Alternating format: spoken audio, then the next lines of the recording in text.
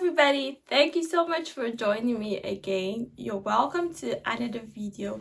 If this is your first time joining me on my channel, you are much welcome. And if you're a returning subscriber, thank you so much for joining me again. So today we'll be talking about the tuition fees here in Norway, how the case is so far, where the case has gotten to, and all you need to know. I'll be clearing the doubts you're having, the questions you're having concerning the tuition fees.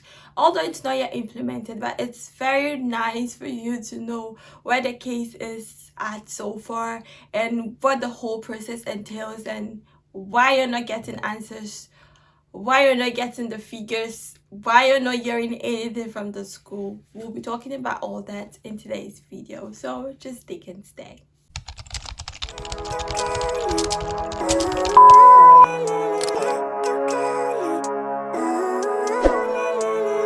Living life, every day, late at night, not okay, all I want, and I pray.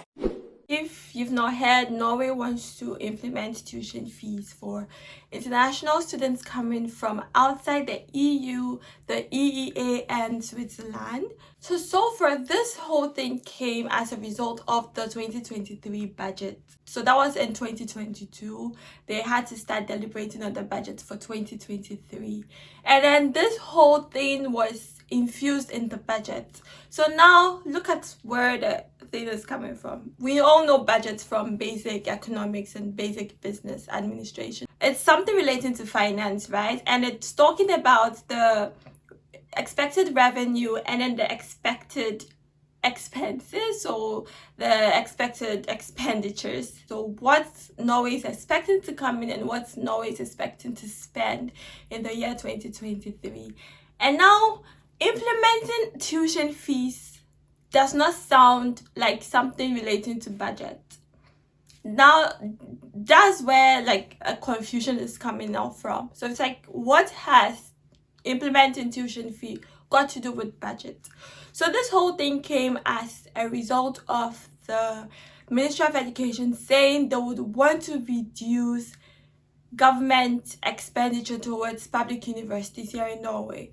So the amount of money they give to public universities every year, they would want to reduce that due to financial constraints, they claim. As a result of this reduction, public universities would have to compensate for that reduction by charging fees for international students, because this will be able to reduce the number of people that are coming to the classroom, so they will not need to build more classrooms.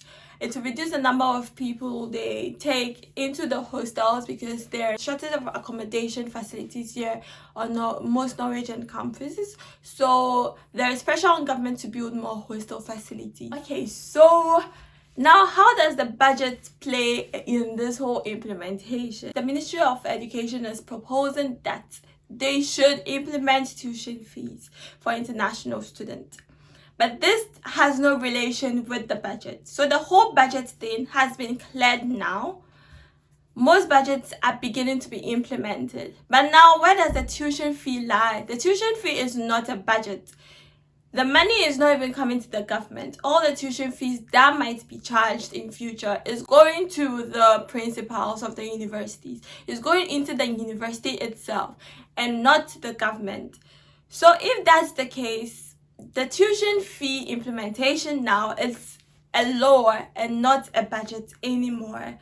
So you might have seen in the news somewhere, somehow, that the most budgets are being implemented. Yes, they are. But now this whole tuition fee is a different thing now. It is no longer a budget. It was just embedded in the budget. So now let's go into details. Let's go back for those of you that have studied governance or government in high school or somewhere in the university, you would have heard of a bill, you would have heard of a law, you would have heard of what we call a proposition. So now that is how the tuition fee thing came about. So it is written somewhere in Norway's law that education should be free for all, for everyone, coming from irrespective of the nationality. That's higher education should be free. That's why bachelor's, master's, and PhD are all free.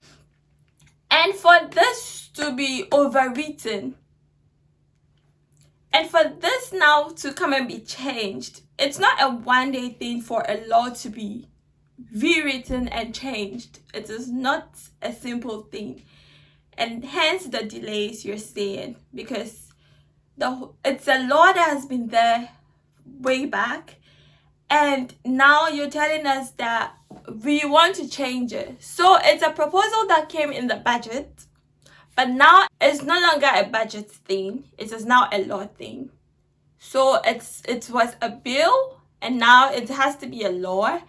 And it's an existing law that has to now be overwritten. So now I'm going to explain to you how laws are changed or implemented here in Norway. So when a country wants to pass a new law, they make it into a bill, and that's what the minister did. He made it into a bill, presented it to Parliament, that this is what I propose should be done. And that was when the alarm was blown in October that Norway wants to charge tuition fee. But all that was during the budget time. So now we've moved away from the budget. So the proposal is embedded in the budget. And now the budget is cleared. So now it is now on the law. So this is now a bill, and it will now have to be turned into a law. And it means we are going to be overwriting the existing law of free tuition for all, irrespective of your nationality. So now two things come to play now, given that we have a new law that has to be overwritten. The first one is passing the law. The second thing is now all the metrics, all the calculations. I know it's going to take a lot, because they would have to calculate the expected cost, because that's what they would have to match with the expected revenue they'll be getting from the tuition fees. And this can't be just a single university's thing. All the universities will have to come together, have a minimum tuition fee, which they're not supposed to charge lower than. So this is going to be the baseline, and then from that baseline you can now start charging the tuition fees you would want to, depending on your university structure, probably your university ranking, your university's achievements, accomplishments. It's going to take a whole lot. So now this is where the metrics would have to come into play. Everyone would have to do their calculation and see the figure that will suit their university best. I'm not saying it has been approved yet, or it's started to be calculated, but this is what will be expected, and hence the delay. And now I've talked about the metrics and the universities coming together. Now what about UDI? UDI will now have to come and restructure all their criteria, know those that it's going to affect, know those it's not going to affect, do a whole changes in their website, do a whole changes in their requirements, how much is supposed to show, like do a whole lot of calculation, rigorous studies. And it is not a 2-day thing. And that is why your universities are silent now, and they've not come up with a figure. And that is why everything is just so uncertain now. How much it will be, how much it won't be. This is part of the reason why there are delays. After UDI, there is this Lånekassen we have here in Norway. They are the ones that give loans to people in Norway to study in universities, and most of those people are not Norwegians, but they have lived in Norway for quite some time. But then they're still foreign nationals, like they're still foreigners, and they would have to pay tuition fees. So with this, Lånekassen is also part of those that would have to come and calculate how much they should be given to students, how much they should be deducted from their salary in future, like to pay their student loans back. Like it's a whole lot of things. Now the second thing of passing the law, which is the main thing. To pass the law, it is not just a clap and then the law is passed. It has to take a whole lot. And on this case of passing the law, I'm going to explain to you the process Norway uses to pass the law. In Norway, the bill is introduced by the government in the form of a proposition, which I said earlier. I think even if it's a new law, they would have to put committee members in place. So it's a group of people that will go and research on the case and come back with their findings and their reports. And I think most countries do this. They would have this committee. So they would have this education committee that would have to go and research thoroughly and come out with their findings, and their findings will inform the government as to whether they should pass the law or not. So their role is to study the matter. Then they submit a report and present a draft bill. So this is what happened in November. I think when I had the update number 3 or the update number 4, where they had the committee bring their findings. The ministry sent out the report to Parliament for comment, and this is where they would have a debate on, and after the debate they would have to vote whether the bill should be passed. And this is what happened around the mid-December, where everyone was saying we are waiting for the Parliament to meet and debate, and then they'll vote. So they're not voting for the law to be passed. They are voting that yes, we like the bill. So from then we can see if it will be approved. We know we have the judicial, the legislature, and then the executive. The executive has the final say, the power. The executive, the president. In Norway, we do not have a president. We have the king, and then we have the prime minister. So they are the executive arm of government. We have the legislative arm, which are the parliament, and in Norway they're called the Storting, I think. And then we have the judicial, which is the courts, the chief justice and all. So now this case is between the legislative arm and then the executive arm. So once the legislative arm say yes, it's okay, we approve, let's go on with it. Now the final say for it to be implemented lies in the hands of the king and then the prime minister. They would have to sign that yes, the law can be changed.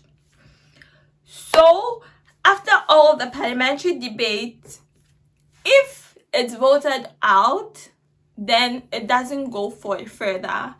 The bill is dismissed there, and then we don't hear about it again. But then when it is voted that yes, it should be implemented, then the king would have to sign, and then the prime minister. But now the problem here is those that want this bill to be passed are those in majority. The minority cannot. The minority has no say here, because they're just minority, as you know. Majority carries the vote. And so given that, now the case is on the part where we are waiting for it to be said yes, it is now a Norwegian law. When the king signs and the prime minister appends his signature, then it becomes a Norwegian law from the date they decide it will. So they will have to say when it should become a law. And this is where the scary part is. Looking at how the process has been so far and how the law would have to be overwritten, coming back to rewrite it is a scary part. And at this point, I think they just have to make sure that their decision is going to be something that's going to be a positive impact, because going back on their words would be a whole different thing altogether again. They would have to do factory reset, and it's going to be sad actually. So say the law has to be passed. I don't know if you know a standing history of Norway. Things are not done like pam, pam, pam, pam. Things go step by step. Like if they really want to do things right, it takes them a whole period. Like it should take more than a year actually to be able to come up with the calculations and everything. We're already in mid-January, and because they do things step by step, they don't do things shabbily. It should come out and not come out with a mistake, or it should come out in a way that it can be rolled out smoothly. No, it has to be tried and tested. So this whole thing, I don't know how it would be like knowing Norway as no tuition free university, like a country with tuition fees. I don't know. But then I feel they know what's best for them, and if they say tuition fee is going to be the best for them, fine. And I just hope, yeah. Thank you so much for joining me on this video. This was just my findings and my inputs, my thoughts, and I hope they made things clear, and I'll be sure to keep you updated as to when I get more information. If you're yet to subscribe, please do not forget to subscribe. Give this video a thumbs up and share, leave a comment, and I'll do well to reply. I'll see you in my next video. Bye-bye. You've not had enough correspondence process, and so it's